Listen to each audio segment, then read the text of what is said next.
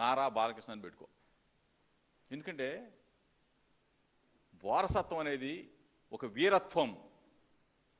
వారసత్వం అనేది ఒక వీరత్వం. ఎన్టీ రామారావు గారు వారసుడు అయితే తెలుగుదేశం పార్టీ అధ్యక్షుడు అవుతావు. ఈరోజు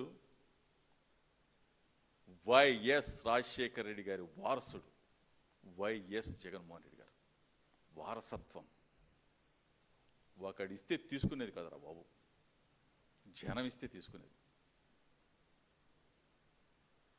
అసలు కంపేర్ చేసుకోవచ్చు, అసలు మీరు కంపేర్ చేసుకోవచ్చు. జగన్మోహన్ రెడ్డి గారిని అనే